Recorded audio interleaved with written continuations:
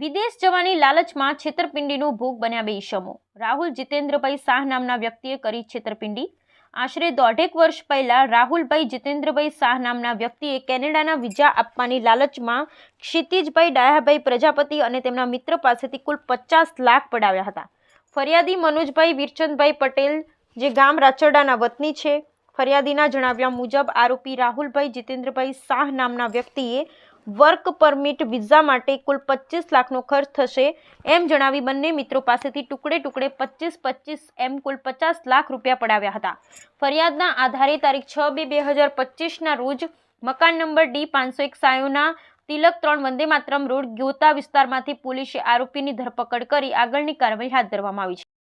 Sola high court police station વિસ્તારમાં રાહુલ શાહ નામના આરોપીએ blue sky visa and immigration નામની ઓફિસ ગોતા વંદે માતરમ ખાતે ખોલી અને ફરિયાદી છે મનોજભાઈ વીરચંદભાઈ પટેલ તથા સાહેદ છે ક્ષિતિજ પ્રજાપતિ, બે અરજદારો પાસેથી ફરિયાદી તથા સાહેદ પાસેથી 1.5 વર્ષ પહેલા કેનેડામાં વર્ક વિઝા અપાવવાના બહાને બંનેને 25 લાખની માંગણી કરેલી અને બંને પાસેથી રોકડા તથા આરટીજીએસ થી પૈસા પોતે લઈ લીધા અને તેમના પાસપોર્ટ પણ જમા લઈ લીધા હતા અને ત્યારબાદ એવું કીધું હતું કે તમારા વિઝા થઈ જશે, જો વિઝા ના થાય અને તમારા પાસપોર્ટ એમને પાછા આવી જશે તો હું તમને તમારા બંનેના લીધેલા પૈસા પાછી આપી દઈશ એમ કહી પૈસા લઈ ગયેલ અને ઠગાઈ આચરેલી। એમના પાસપોર્ટ પણ એમના પરત આવી ગયેલા છે અને એમના વિઝા પણ મળેલ નથી, જે અંગેની તેઓએ ફરિયાદ કરતા રાહુલ શાહની કાયદેસર ધરપકડ કરેલી છે અને હાલ એની ગુનાની તપાસ ચાલુ છે।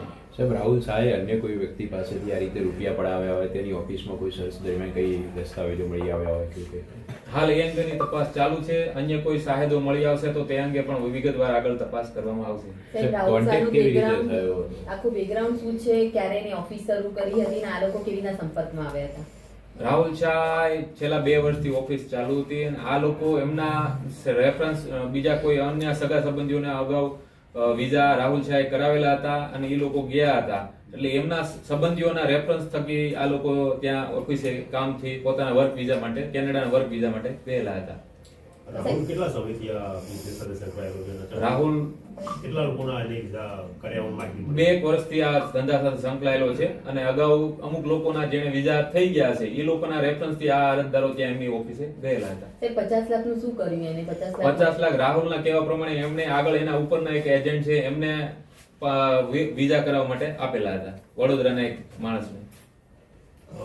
આનો રેગ્યુલર વિઝાનું કામ હતું કે ડંકી રૂટનો ઉપયોગ કરતો હતો? ના, રેગ્યુલર વિઝા।